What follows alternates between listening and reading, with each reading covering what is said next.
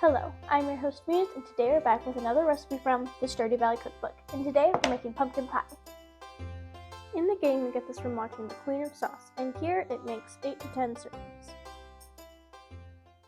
First, we're going to preheat an oven to 400 degrees and get a baking sheet and line it with parchment paper.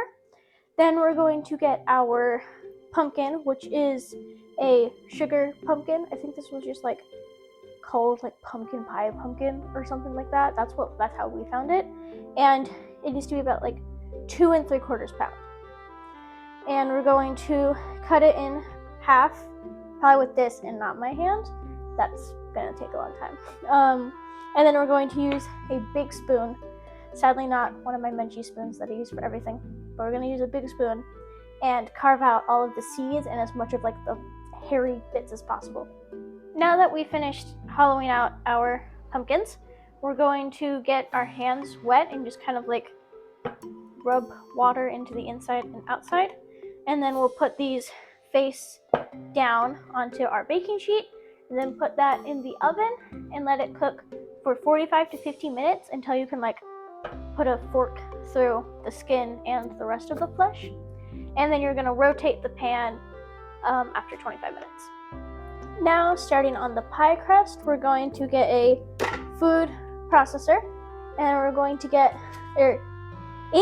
we're going to add 1.5 cups of flour, 1/4 cup of raw hazelnuts, and 1/4 cup of raw pecans, however you pronounce it. Then 3/4 teaspoon of sea salt, and then after we add those things and blend them all up until all that stuff is all crushed up. Then we'll add a 1/3 cup of ice water and 1.5 teaspoons of apple cider vinegar. A quote from Marnie: "I've always loved this season, all the beautiful colors, the chill in the air, or maybe it's just because my birthday is coming up. This year, all I ask for is a pumpkin pie, and a pumpkin for each of my cows."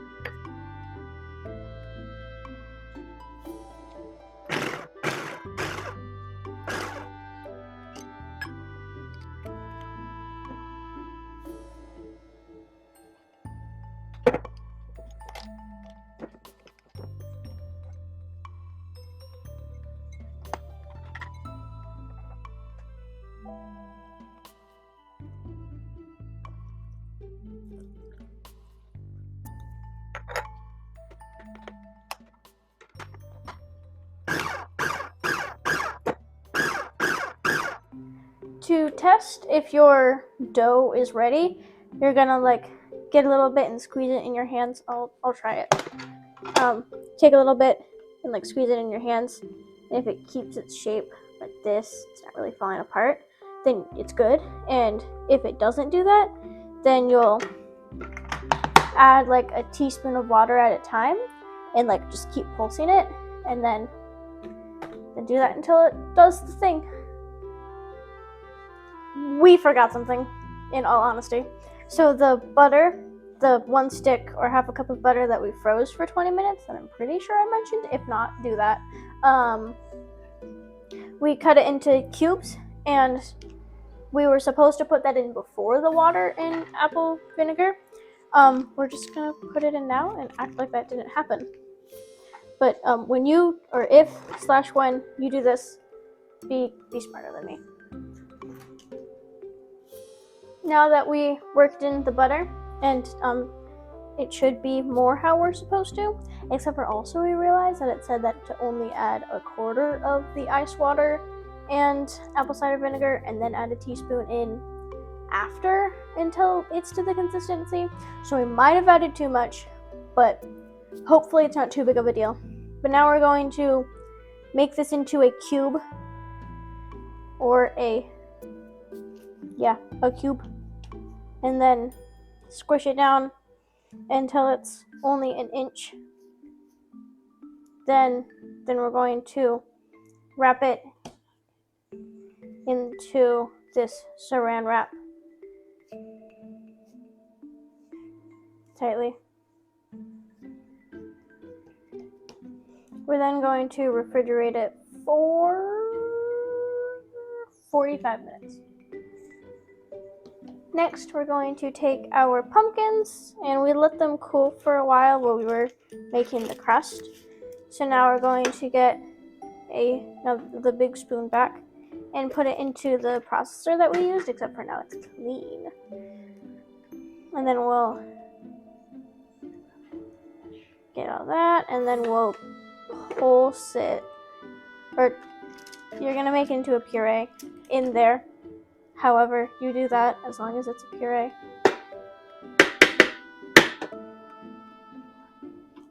You're blending it, that's all that really matters.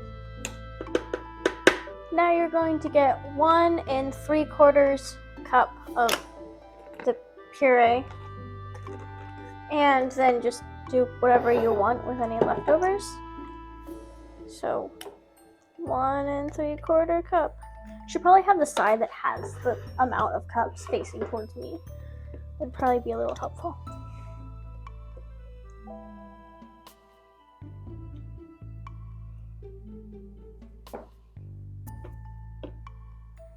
Something like that. Once our dough has been in the fridge, or freezer, or fridge, fridge. I was right the first time. We're going to get a rolling pin on a lightly dusted with powder flour, not powder, which I guess it is a powder, but that's not important. We're going to roll it out. I'm pretty sure there's something under this. I think it's just too hard. We're gonna roll this out until it's a 13-inch circular-ish shape. And then you're gonna want it just under an 1/8 inch thickness. So first off, when you're doing this, you're gonna be smarter than me and roll up your sleeves so you don't get flour all over yourself. But then we're going to roll that over a rolling pin, or the rolling pin that we were using. We're going to, we probably should roll it some more. And then I'm going to carefully pick it up and fold it over this. And you're gonna want about an extra 1-inch border. I'll probably address this more off camera. So you're gonna want an extra 1-inch border, and if it tears at all, you can use any of the excess stuff from the border to patch up any of the cracks that are made. With this, you're gonna want to make sure that it's all squished and formed to the actual dimensions of the pie tray. And then you're gonna, with this extra kind of sort of an inch, we're going to fold it under and then do that, crimp it in all the way around. Now with the edges all crimped, we're going to put this in the, first we're going to use this and poke holes all over the inside, on the bottom, the inside bottom. And put it in the fridge for at least 30 minutes until it's firm. We're just gonna put it in overnight. The last thing that we're going to do today is finish our filling. So we're gonna add a lot of things to this. First, we're adding our puree. Then all of these things are at room temperature, which are 2 large eggs and 1 egg yolk, 1 cup, or not 1 cup, 2/3 cup of heavy whipping cream, 1/3 cup of whole milk, and then, yeah, that's the room temperature stuff, which I guess these things are also at room temperature. Those things wouldn't normally be at room temperature. But 1 cup of brown sugar, then 1.5 teaspoons of cinnamon, 1/2 teaspoon of ginger, this one, ginger, then 1/4 teaspoon of freshly grated nutmeg, 1/8 of a teaspoon of allspice, and 1/2 a teaspoon of salt.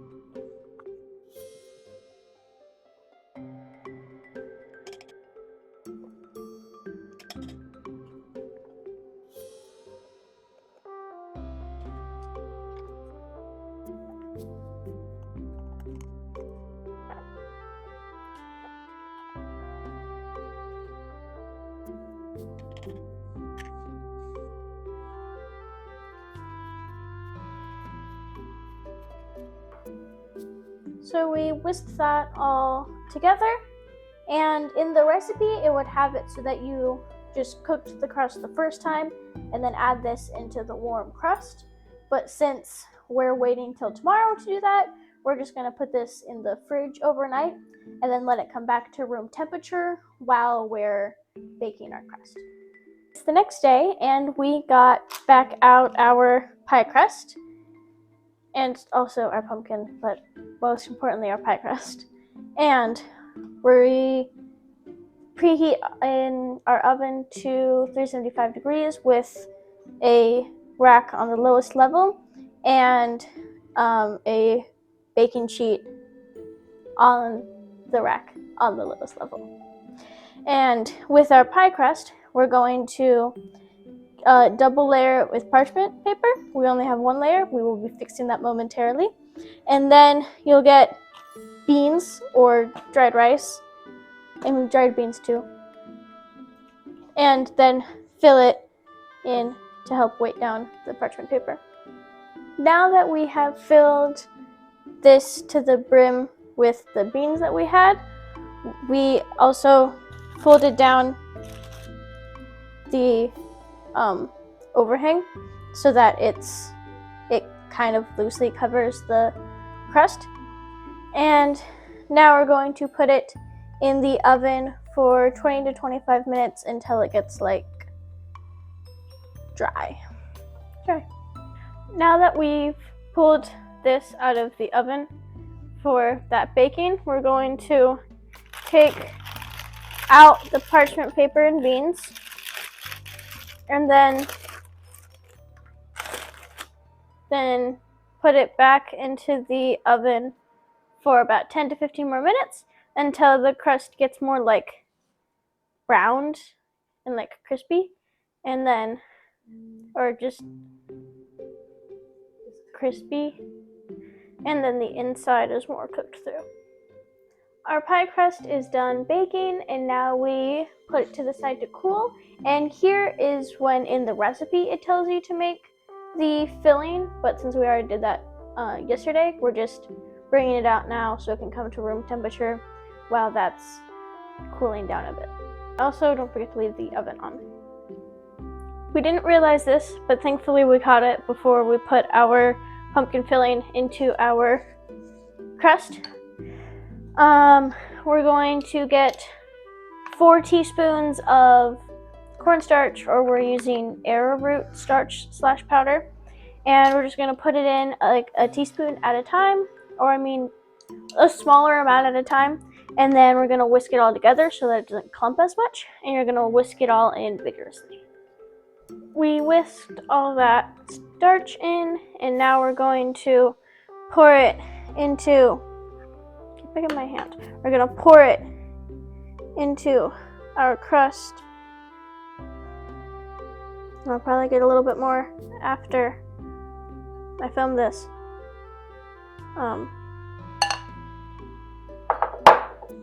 And then you're going to put it in the oven, back onto that baking sheet for 50 minutes, rotating it 30 minutes, and it is going to get, like, the inner bits are going to get like kind of hardened, but it'll probably still be kind of jiggly. If it feels too jiggly after the 15 minutes, it's because it's going to be fine after it cools. So it's okay. And if the edges get a little too browned, then you can put like aluminum foil on it, or a pie shield. I don't know what that is. But yeah, around the crust if you think it gets too brown and you don't like that.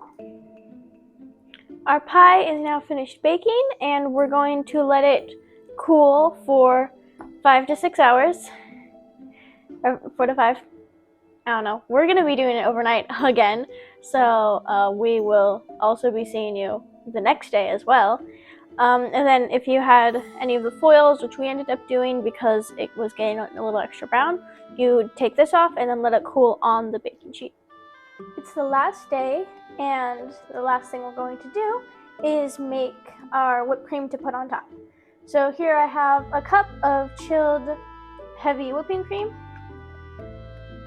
And yeah, and we put a little bit of milk in there because depending on what type of milk you're using, you might want to add a little bit of normal milk to that just to make sure that it doesn't like get too buttery. Then we're going to add 3 tablespoons of maple syrup and a pinch of salt. You're going to whisk that. We're going to use an electric whisker and whisker, I don't know. It whisks it, but it's not a cat. And we're going to put it on medium heat because of the type of milk that we're using.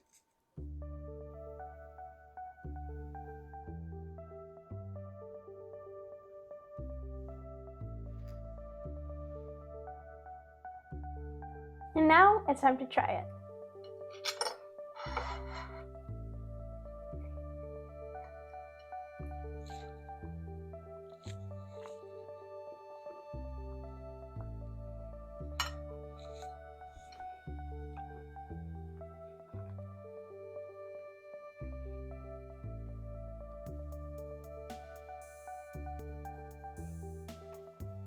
It's good. I said this in my pumpkin soup video, but pumpkin isn't really my favorite flavor, but it was definitely a high quality taste. Like, it didn't taste like a cheap store-bought one. It definitely tasted homemade and well done. So even though it's not my favorite flavor, I can definitely tell the quality difference, and I can tell that this is high quality. And I liked it all. I thought it was good. I thought the consistency was nice in the filling, and the crust itself was pretty good. Tip though about the crust is that when we put it in the oven and it said to put foils on it, I think we would have just put the foils on immediately once we put the filling in and we're going to put it back in the oven. I think we should have done that because now it's a little bit, it breaks kind of easily. But now you know how to make pumpkin pies from Stardew Valley. If you enjoyed this video, please consider liking and subscribing. And that's the 8th recipe in the fall section.